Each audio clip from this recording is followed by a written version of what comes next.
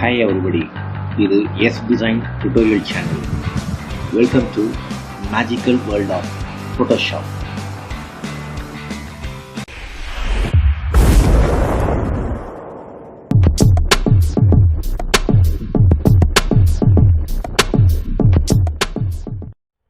Welcome back to Photoshop. இன்னைக்கு நம்ம பார்க்க போகிறது பிகினர்ஸ் கான்செப்ட்.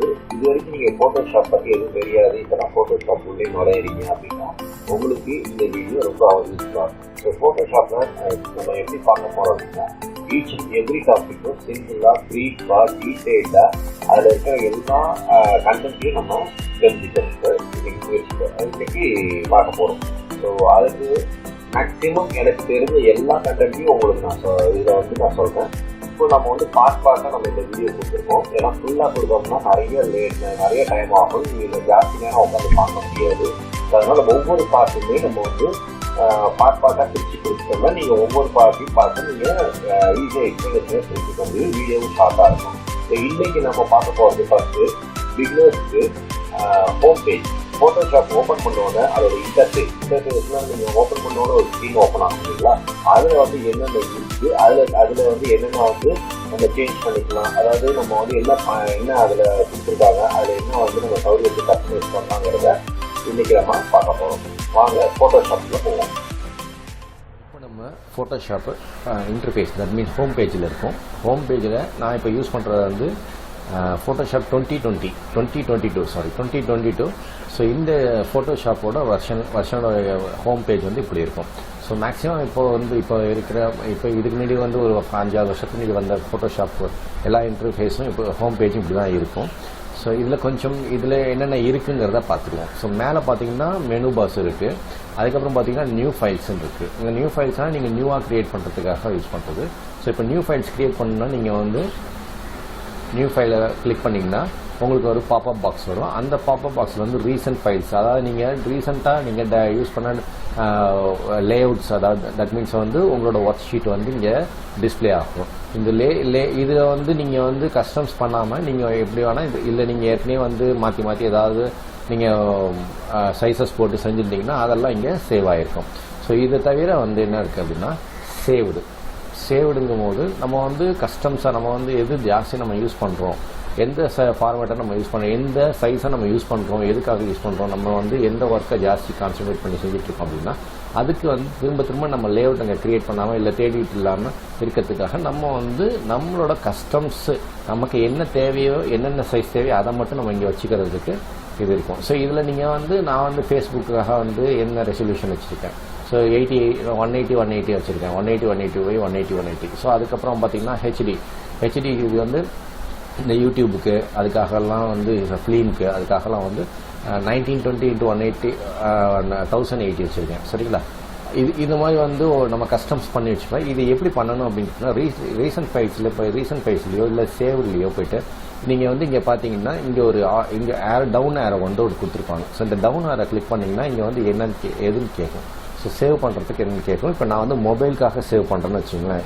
நான் மொபைல்னு போட்டு வச்சுக்கிறேன். நான் MOBILE மொபைல் அப்படின்னு சொல்லி போட்டுக்கிறேன். ஸோ மொபைல் ஸ்க்ரீனுக்காக இது நான் பண்ணிக்கிறேன். மொபைல் ஸ்க்ரீனுக்கு நான் என்ன இது வைக்கிறேன், ஸ்க்ரீன் சைஸ் வைக்கிறேன் அப்படின்னா உங்களுக்கு நான் 750 வச்சுக்கிறேன். 750 by 1080 by 1080 வச்சுக்கிறேன். சரிங்களா?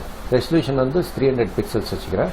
ஸோ இந்த பிக்சல்ஸ் பை இன்ச்சஸ் நான் கொடுத்துருக்குறது. அதுக்கப்புறம் ஆர்பிஜி கலர் மோடு நான் ஆர்பிஜி கலர் மோடே வச்சுக்கிறேன்.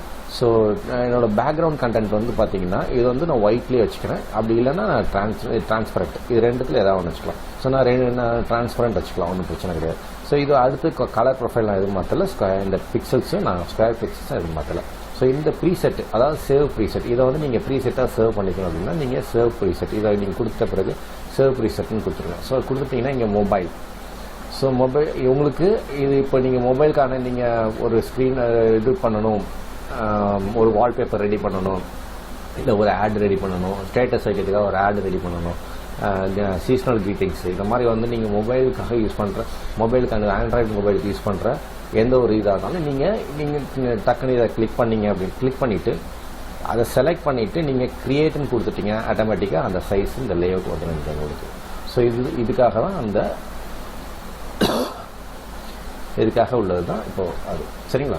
அதே மாதிரி இப்போ அடுத்தது பார்த்தீங்கன்னா இதில் இன்னொன்று என்னென்னா ஃபோட்டோஸ் பார்த்தீங்கன்னா இப்போ அவங்களே வந்து ப்ரீசெட்ஸ் நிறைய கொடுத்துருக்காங்க. ஸோ அந்த ஒர்க் ஷீட்டோட ப்ரீசெட்ஸ் நிறைய, அதுக்கான டெம்ப்ளேட்ஸும் இங்கே இருக்குது. ஸோ டெம்ப்ளேட்ஸும் நீங்கள் யூஸ் பண்ணிக்கலாம். டெம்ப்ளேட்ஸ் நீங்கள் கிளிக் பண்ணிவிட்டு டவுன்லோடுன்னு கொடுத்தீங்கன்னா டவுன்லோட் ஆகும். நெட் இருந்ததுன்னா உங்களுக்கு டவுன்லோட் பண்ணி நீங்கள் அந்த டெம்ப்ளேட்ஸை நீங்கள் யூஸ் பண்ணிக்கலாம் மார்க்அப் பண்ணுறதுக்கு. ஓகேங்களா?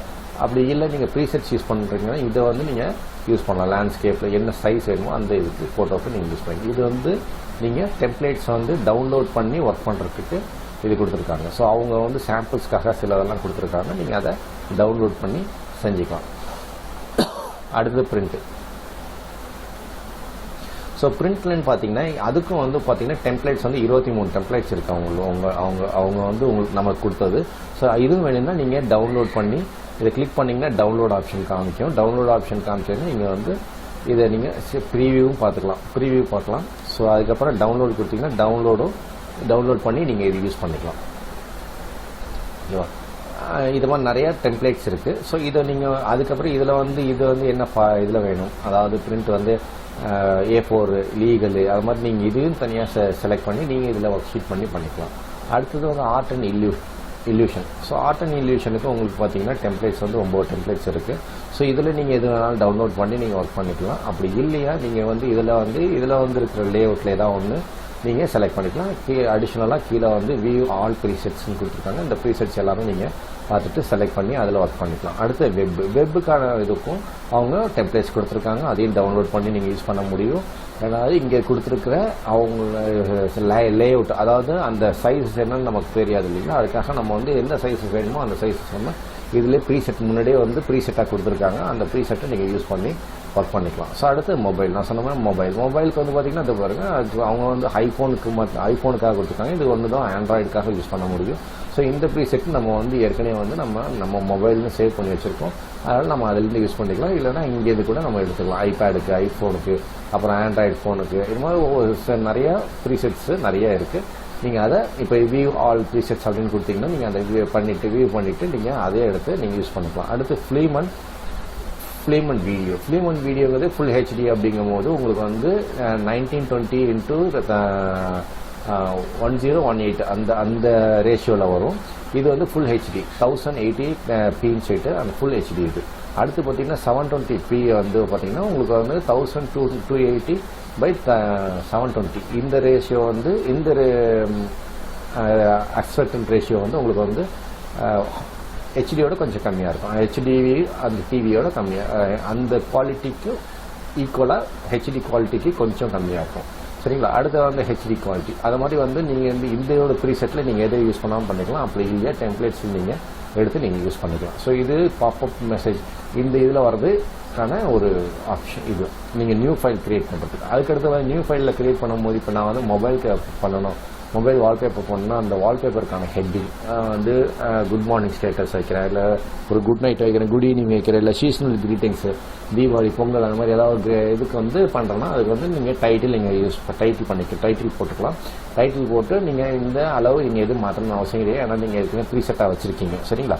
அடுத்து வந்து ரெசல்யூஷன் வந்து உங்களுக்கு வந்து 300 வச்சுங்க. இது வேணால் இதை மாற்றிக்கலாம். 72 மினிமம் 72லேருந்து ஸ்டார்ட் பண்ணிக்கிங்க. ஸோ மொபைல் இதுக்கு நீங்கள் ஃபைல் சைஸ் நீங்கள் ரெசல்யூஷன் கம்மியாகும் போது பிக்சரோட குவாலிட்டி கொஞ்சம் கம்மியாக இருந்தாலும் ஃபைல் சைஸும் கொஞ்சம் கம்மியாகிடும். ஸோ அதனால் வந்து நீங்கள் 300 வச்சா குவாலிட்டி நல்லாயிருக்கும், ஃபைல் சைஸு கொஞ்சம் இன்க்ரீஸ் ஆகும், அவ்வளோதான். ஸோ அடுத்து வந்து நீங்கள் என்ன மோடில் பண்ண போகிறீங்க, ஆர்பிஜி கலர் மோடில் தான் பண்ண முடியும் இதில். ஸோ இதில் அடுத்தது பார்த்தீங்கன்னா இங்கே உள்ளே போய் நீங்கள் இந்த இமேஜில் போய் நீங்கள் மாற்றிக்கலாம். மோடுன்னு இருக்கு இல்லையா, இந்த மோடில் போயிட்டு நம்ம உள்ளே போன பிறகு இந்த இதை வந்து சிஎம்ஒய்க்கு அதை வந்து பிரிண்டிங் போடுறது அந்த மாதிரி இருந்தால் யூஸ் ஆகும். நம்ம மற்றபடி டிஸ்பிளே வந்து நம்ம இதுக்கு தான் கொடுக்க போகிறோம், நம்ம டிஜிட்டலில் தான் பண்ண போகிறோம் அப்படின்னா டிஜிட்டல் அட்வர்டைஸ்மெண்ட் தான். அப்படிங்கும் போது நம்ம டிஜிட்டல் விஷிங் தான் பண்ணுறோம் அப்படின்னா ஆர்ஜிபி கலர் மோட்லேயே வச்சு நம்ம செஞ்சுக்கலாம். இது வந்து 16 பிட்டு, 32 பிட்டு, 8 பிட் இந்த மாதிரி இருக்குது. என்னோட சஜஷன் வந்து 8 பிட்லேயே வச்சு செய்யுங்க. அப்போ தான் வந்து கலர் அந்த காம்பினேஷன் உங்களுக்கு அந்த எஃபெக்ட்ஸ்லாம் நல்லாயிருக்கும். 16 பிட்டில் நீங்கள் லேட்டராக மாற்றுறதா தான் மாற்றலாம், பட் கொஞ்சம் ஃப்ளாட்டன் ஆகிடும். 32ல் வந்து பண்ணிங்கன்னா இன்னும் கொஞ்சம் ஃப்ளாட்டன் ஆகிடும். ஸோ அப்போ வந்து அதுக்கான இது கிடைக்காது. 8ல் வந்து உங்களுக்கு நல்லாயிருக்கும் பார்க்கறதுக்கு. சில இதில் வந்து 16 போட்டோம்னா நல்லாயிருக்கும். அதுக்கான இதுக்கு தனியாகவே ஒரு இது இருக்குது, வீடியோ மேக் பண்ணி அது ஒவ்வொரு பிட்டும் எப்படி வேலை செய்யுதுங்கிறத நம்ம பார்க்கலாம். சரிங்களா? அடுத்து வந்து பேக்ரவுண்டு வந்து நான் டிரான்ஸ்பரண்ட் வச்சுருக்கேன். நீங்கள் டிரான்ஸ்பரண்ட் வேணும்னா அப்படியே வச்சுக்கோங்க. இல்லைன்னா நீங்கள் உங்களுக்கு ஒயிட்டு, பிளாக்கு இந்த மாதிரி பேக்ரவுண்ட் கலர் கஸ்டம்ஸ் ஏதாவது நீங்கள் யூஸ் பண்ணிக்கலாம். ஸோ நான் டிரான்ஸ்பரண்ட்டில் இருக்குது, மற்றபடி இது எதையும் மாற்றலை. ஸோ நான் இப்போ க்ரியேட்னு கொடுத்தேன்னா ஆட்டோமேட்டிக்காக உள்ளே போய் க்ரியேட் ஆகிடும் உங்களுக்கு. ஓகேங்களா? ஸோ இதான். அடுத்தது வந்து பார்த்திங்கன்னா ஓப்பன் நம்ம என்னென்னா ஒரு ஃபைல் ஓப்பன் பண்ணுறோம் அப்படின்னா இது வந்து இங்கே இருக்கிறது வந்து ரீசெண்ட் ஃபைல்ஸ் நம்ம ஓப்பன் பண்ணி வச்சுருக்கோம். இப்போ நான் வந்து ரீசெண்டாக பண்ண ஃபைலை வந்து ஓப்பன் பண்ணியிருக்கேன். இப்போ நான் ரீசெண்டாக ஃபைலை இது கிளிக் பண்ணேன்னா ரீசெண்டாக பண்ண ஃபைல் வந்து இங்கே ஓப்பன் ஆகிடும். ஓப்பன் ஆகி இதில் மீண்டும் நான் இது பண்ணிக்கலாம். அதாவது நம்ம வந்து மீண்டும் வந்து ஒர்க் பண்ணலாம். ஸோ அடுத்தது இல்லை நான் இது வந்து இப்போ இப்படி போனீங்கன்னா இதை வந்து நீங்கள் லாஸ்ட்டாக ஓப்பன் பண்ண ரீசெண்ட் ப்ரௌஸ் பண்ணி செஞ்ச இது கிடைக்கும். இல்லை நீங்கள் வேறு ஏதாவது நம்ம ப்ரௌஸ் பண்ணி இடத்துலேருந்து எடுக்கணும்னா நீங்கள் உங்கள் கம்ப்யூட்டர்லேருந்து நீங்கள் ப்ரௌஸ் பண்ணி எடுத்துக்கலாம். ஸோ அதான் ஓப்பன் பண்ணி நீங்கள் இமேஜை டவுன்லோட் பண்ணுறது. சாரி, ஓப்பன் பண்ணி இமேஜ் எடுத்து ஒர்க் பண்ணுறது. அடுத்து ஹோமுங்கிறது இந்த பேஜ் தான். இந்த ஹோம் பேஜ் தான் நம்ம பார்த்துட்ருக்கோம். ஓகேவா? அடுத்து வந்து லேர்னுங்கும் போது இதில் வந்து நீங்கள் வந்து கிளிக் பண்ணிங்கன்னா இதில் வந்து சில இதெல்லாம் இன்ஸ்ட்ரக்ஷன் கொடுத்துருப்பாங்க. How to add and images, reflection. So இது மாதிரி இது வந்து ஓப்பன் சின் ஆப், அவங்களோட ஆப்பில் இது பண்ணலாம். இது வந்து எவ்வளோ இது இருக்குது, லென்த் இருக்குது அப்படிங்கிறதெல்லாம் காமிச்சிருக்காங்க. இப்போ நம்ம இதை ஓப்பன் பண்ணோம் அப்படின்னா இது வந்து ஆஃப்லைன் மோடில் இருக்குது. நான் நெட் யூஸ் பண்ணலாம். ஆஃப்லைன் மோடில் இருக்கிறதுனால உங்களுக்கு ஆஃப்லைன் மோட் இல்லாமல் நெட்டில் இருந்ததுன்னா உங்களுக்கு நேரம் நெட்டுக்கு போயிடும். ஸோ அங்கே ஓப்பன் ஆகி அது காமிக்கும் ஆக்ஷன்ஸில். ஸோ இது வந்து ஒரிஜினல் வெர்ஷன் நான் யூஸ் பண்ணுறது இல்லைங்கிறதுனால ஒரிஜினல் வெர்ஷன் இருந்தால் மட்டும் இதெல்லாம் நீங்கள் யூஸ் பண்ணுங்கள், மற்றபடி நீங்கள் இதை யூஸ் பண்ணாதீங்க. ஓகேங்களா? அடுத்து யுவர் ஃபைல்ஸுங்கும் போது இது வந்து க்ளவுடில் சேவ் ஆகும். இந்த மாதிரி சிம்பிள் இருக்குதுன்னா இது க்ளவுடில் போய் சேவ் ஆகும்னு அர்த்தம். நம்ம க்ளவுடில் சேவ் பண்ணுற ஃபைல்ஸ் எல்லாம் இங்கே நமக்கு டிஸ்பிளே ஆகும். நம்ம என்னென்ன ஃபைல்ஸ் எல்லாம் இது பண்ணி ஒர்க் பண்ணி அதை வந்து சிஸ்டத்தில் இல்லாமல் க்ளவுடு, இப்போ நம்ம கூகுள் ட்ரைவில் கூகுள் ஃபோட்டோஸ் அந்த மாதிரிலாம் நம்ம க்ளவுடில் சேவ் பண்ணுறோம் இல்லைங்களா? இப்போ வாட்ஸ்அப்பில் வர இமேஜஸ்லாம் க்ளவுடில் போய் சேவ் ஆகுது. ஸோ அந்த மாதிரி டெலகிராம் அது மாதிரி இதுக்கு மாதிரி இவங்களும் வந்து க்ளவுட்ஸில் வந்து அவங்களோட சர்வரில் போய் இது சேவ் ஆகும். சேவ் ஆகி அங்கேருந்து நம்ம எடுத்துக்கலாம். ஸோ இது வந்து லிமிட் இருக்குதுன்னு நினைக்கிறேன். பட் இது நான் ஒரிஜினல் வெர்ஷன்னா உங்களுக்கு வந்து இதெல்லாம் என்ன எது சொல்லி டீட்டெயிலாக தெரிஞ்சிருக்கும். ஸோ நம்ம ஒரிஜினல் வெர்ஷன் யூஸ் பண்ணலன்னா நம்ம இதுக்கு பற்றி கவலைப்படணும்னு அவசியம் கிடையாது. இது வேண்டாம். ஸோ ஷேரும் அதே மாதிரி தான். நீங்கள் வந்து ஷேர் பண்ணணும். இப்போ நீங்கள் வந்து ஒரு ப்ராஜெக்டை வந்து ஒருத்தருக்கு ஷேர் பண்ணிட்டீங்கன்னா க்ளவுட் மூலியமாக ஷேர் பண்ணிங்கன்னா அந்த குவாலிட்டி அப்படியே போகும், அந்த ரா ஃபைல் அப்படியே போகும். உங்களுக்கு நீங்கள் என்ன ஃபைல் அனுப்புகிறீங்க அந்த ஒர்க் பண்ண ஃபைலை அப்படியே காமிப்பீங்க. ஸோ இது வந்து நீங்கள் வந்து அவங்க க்ளவுடில் அனுப்புறதுக்கான வாய்ப்பு இருக்குது. ஸோ நம்ம கூகுள் ட்ரைவில் போட்டு அந்த லிங்க் அனுப்பிச்சு அவங்க அதிலே டவுன்லோட் பண்ணுறதுக்கு போல அவங்க நேரடியாக ஃபோட்டோஷாப்லேருந்து அவங்க க்ளவுட்லேருந்து எடுத்துப்பாங்க. இது வந்து லைட் ரூம் ஃபோட்டோஸ் வந்து அதே மாதிரி தான். க்ளவுடில் இருக்கிறத மட்டும் இன்டர்நெட்டுக்கு கனெக்ட் இருந்துச்சுன்னா இது நேராக வந்து லைட் ரூமுக்கு போயிட்டு லைட் ரூம்லேருந்து ஃபோட்டோஸை ஓப்பன் பண்ணோம். இப்போ டெலீட்டுங்கிறது நம்ம எதெல்லாம் தேவையில்லையோ அந்த ஃபைல்ஸ் எல்லாம் டெலீட் பண்ணுறதுக்காக இந்த ஆப்ஷன். ஓகேங்களா? அடுத்து வந்து பார்த்தீங்கன்னா இப்போ ஹோமுக்கு போயிட்டு இன்னொன்று பார்க்குறது. இன்னொன்று இது வந்து ப்ரௌஸ் டுட்டோரியல் நீங்கள் ஃபோட்டோஷாப் வந்து எடிட் யுவர் ஃபோட்டோஸ் அப்படிங்கிறத நீங்கள் எப்படி வந்து ஃபோட்டோஸ்லாம் எடிட் பண்ணலாங்கிறது சில டுட்டோரியல்ஸ்லாம் வந்து அவங்க வெப்சைட்டில் இருக்குது. நீங்கள் கிளிக் பண்ணிங்கன்னா அங்கே போகணும். ஸோ நீங்கள் நிறைய டுட்டோரியல்ஸ் பார்க்கணும் அப்படின்னா நீங்கள் ஆன்லைனில் ஒரிஜினல் வெர்ஷனாக இருந்துச்சு அப்படின்னா நீங்கள் இது கிளிக் பண்ணிங்கன்னா அவங்களே வந்து நிறைய டுட்டோரியல்ஸ் வச்சுருக்காங்க. ஸோ அந்த டுட்டோரியல்ஸ் அந்த அடோப் ஆப் வெப்சைட்டுக்கு அவங்களோட ஆப் போய் இந்த டுட்டோரியலை நீங்கள் பார்க்கலாம். ஓகேங்களா? இது வந்து கிரிட்லைன் இது வந்து ஃபோட்டோக்கான கிரிட்லைன். இது எல்லா இதுலேயும் நீங்கள் பார்த்துருப்பீங்க, ஃபைலில் பார்த்துருப்பீங்க இந்த இமேஜ் ஃபைல்ஸ் எல்லாத்துலையும். இப்போ நம்ம லிஸ்ட்டுன்னு இருக்கிறதுனால லிஸ்ட்டில் காமிக்கும். இப்போ நீங்கள் லிஸ்ட்டு கிளிக் பண்ணிங்கன்னா இந்த மாதிரி காமிக்கும். இல்லை பை ஃபோட்டோஸாக அவங்களுக்கு தெரியும்னா பை ஃபோட்டோஸாக இது காமிக்கும். ஸோ பை ஃபோட்டோஸாக இது காமிக்கும். ஓகேங்களா? இப்போ நீங்கள் இதை வந்து ஷார்ட் பண்ணி வச்சுக்கலாம். எப்படி ஷார்ட் பண்ணலாம்னா நேம் வயா நேம்ஸு, அப்படி இல்லைன்னா ரீசன்ட் ஃபைல்ஸ்க்காக ஷார்ட் பண்ணிக்கலாம். அப்படி இல்லையா அப்புறம் வந்து நீங்கள் வந்து சைஸஸ்க்காக பண்ணிக்கலாம்.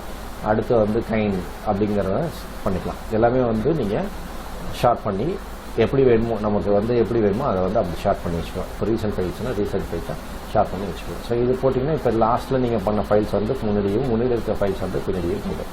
ஸோ இதுக்காக ஆர்டருக்காக சேஞ்ச் பண்ணுறதுக்காக இன்கேஸ் எனக்கு வந்து இந்த இப்போ நீங்கள் பண்ணுற ப்ராஜெக்ட் வந்து நான் இங்கே வந்து யார் ஃபோட்டோஷாப் ஓப்பன் பண்ணாலும் இந்த ப்ராஜெக்டோட இது வந்து இமேஜஸ் வந்து இங்கே தெரியும். ஸோ எனக்கு எதுவுமே தெரியக்கூடாது, என்னோடய ஃபைலில் வந்து அடுத்தவங்க வந்து நான் பாதியிலே வச்சுட்டு போயிருப்பேன், இன்னொருத்தவங்க வந்து அதை வந்து எது நோண்டக்கூடாது அப்படின்னு பார்த்தீங்கன்னா என்ன ஃபைல் நம்ம ப்ராஜெக்ட் பண்ணுறோங்கிறது தெரியக்கூடாது. அதனால் நம்ம ஓப்பன் பண்ணோன்னா அது தெரியக்கூடாது, டிஸ்பிளே தெரியக்கூடாது.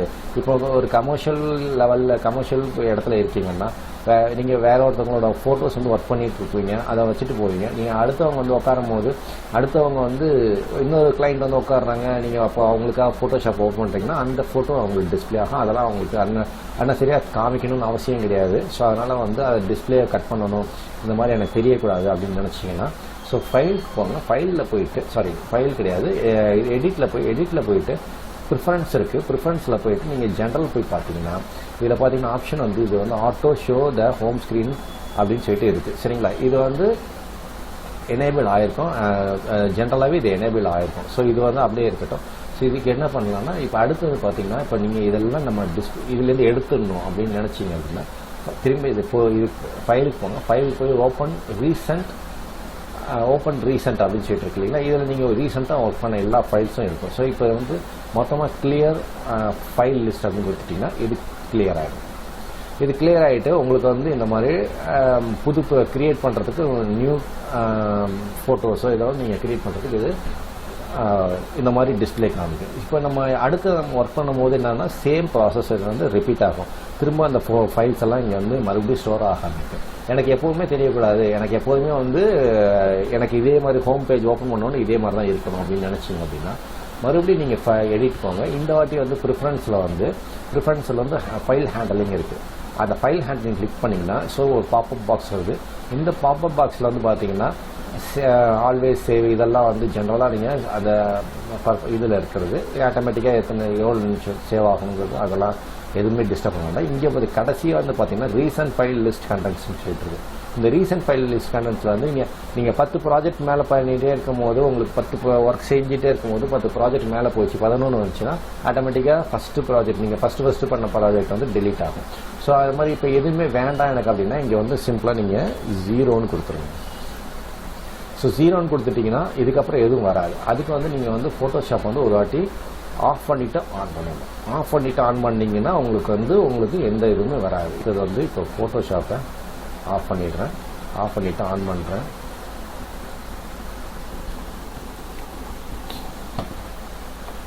இப்போ எதுவுமே கிடையாது.